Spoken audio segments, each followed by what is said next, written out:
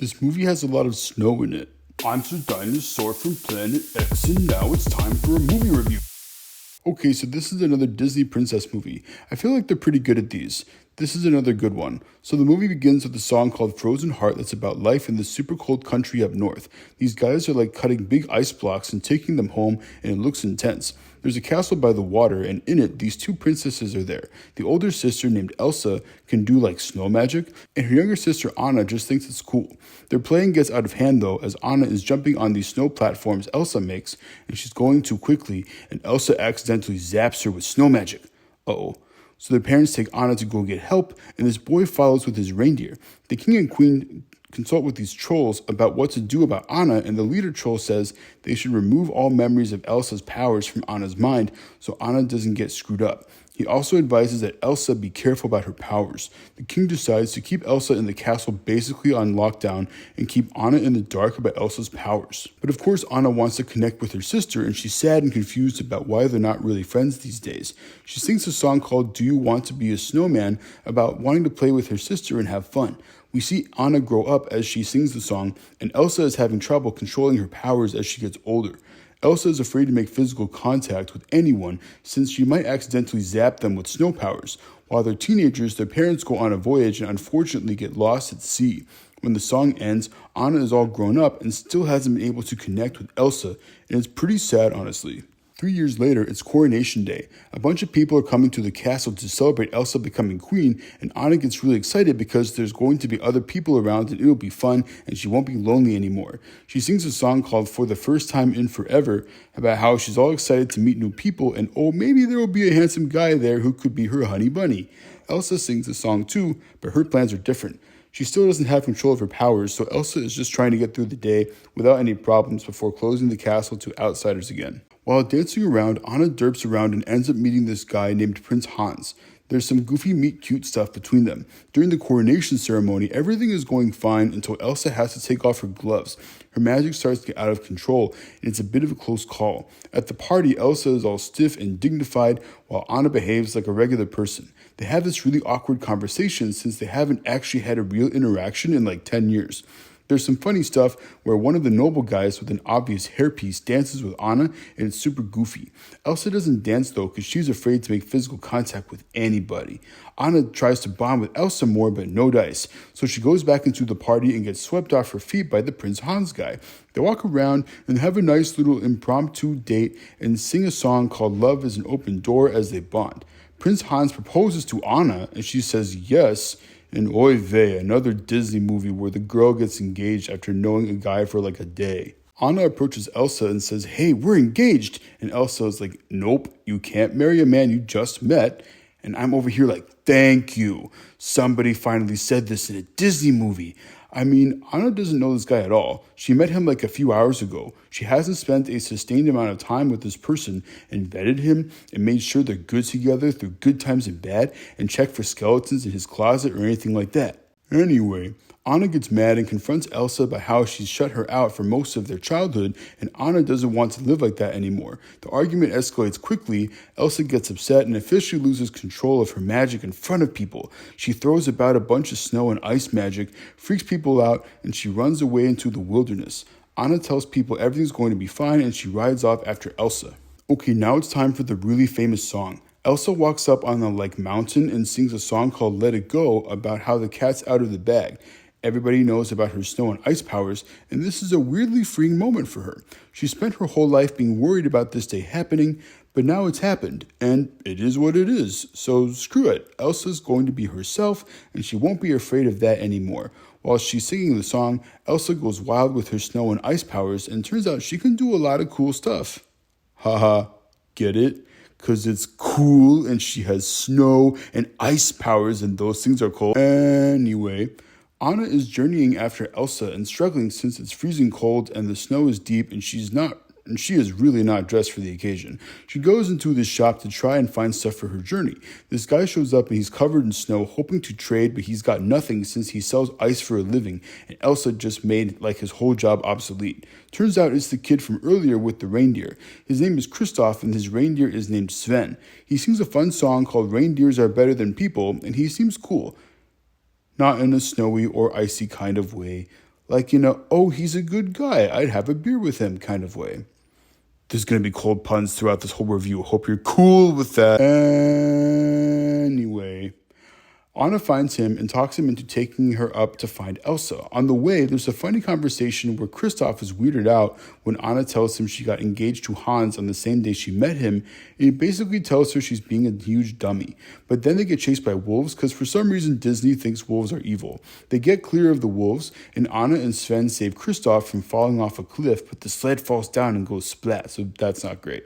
Kristoff decides to keep helping Anna, even though he's a little bummed that their journey's off to a rocky start.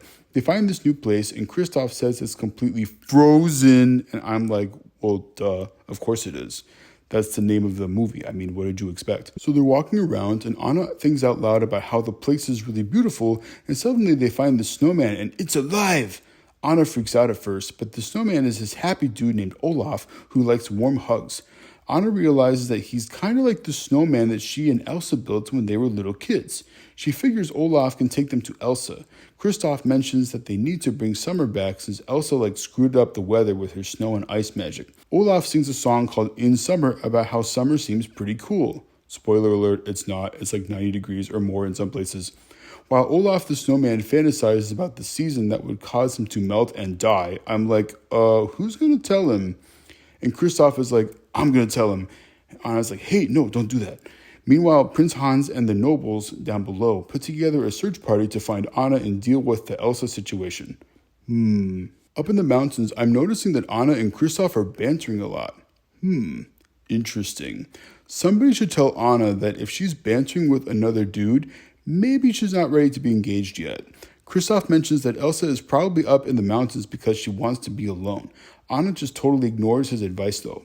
They reach Elsa's newly created ice palace, and Anna talks with Elsa and introduces her to Olaf. Anna's like, hey, for the first time in forever, we can fix this and be friends again, and I can help you fix this.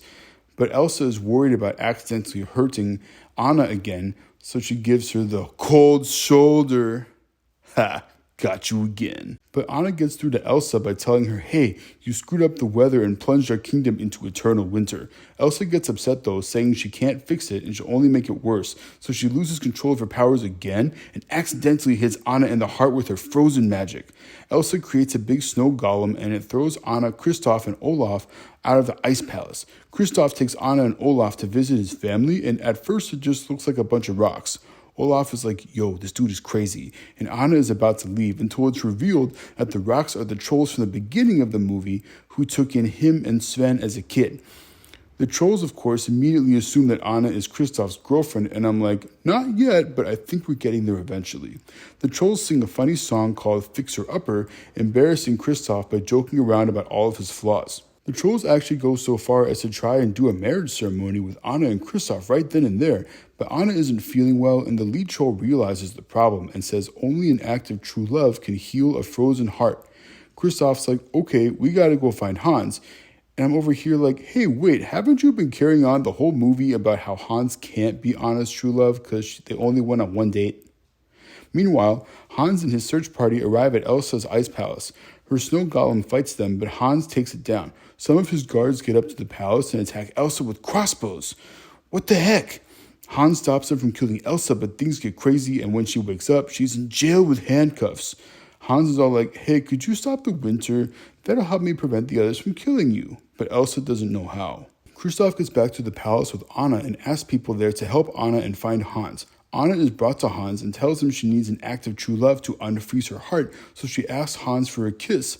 Hans is like, oh, Anna, if only there was someone who loved you. And he reveals the plot twist. He was evil the whole time. He was plotting to marry Anna and then make her die in a quote-unquote tragic accident so he could have a shot at taking over her kingdom since he's got a lot of brothers and there's no way he'll ever become king of anything otherwise. So he locks Anna in a room and lies to the other nobles saying she's dead. Then, since people are putting him in charge for some reason, he's saying, let's sentence Elsa to death for treason. Oh, brother. Luckily, Elsa breaks out of jail herself and Olaf helps Anna escape the palace too. The whole place is getting even more frozen though, so Kristoff and Sven go after them. It's getting all crazy now and things are getting so frozen that it's hard to see and things are breaking. Hans finds Elsa, lies to her saying Anna is dead and he's about to kill her with the sword. But Anna uses the last of her strength to protect her sister and she freezes completely. Hans's sword shatters when it hits her. Elsa is beside herself, but then it turns out Anna's act of love towards Elsa thawed her frozen heart, so she's okay. Also, Elsa realizes that love is the key to controlling her magic, so she figures that out and reverses the winter. Olaf is about to melt, but Elsa unmelts him and gives him a little snow cloud so he can stay alive in warmer temperatures. Hans is still there, so Anna calls him out for being to the Vil and she punches him in the face. Elsa exiles Hans and his co-conspirators. Anna gives Kristoff a new sled and informs him that Elsa has made him the kingdom's official royal ice deliverer. He gets all excited and he and Anna kiss.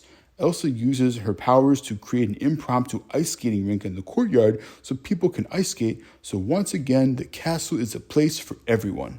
Frozen does a lot of good things for Disney princess movies by expanding what that kind of story can be. It stays true to itself by being about sisters reconnecting as family, and it has a more responsible portrayal of dating and relationships. Plus, it's a fun and dramatic fantasy film with likable characters and memorable songs. This movie is good for kids!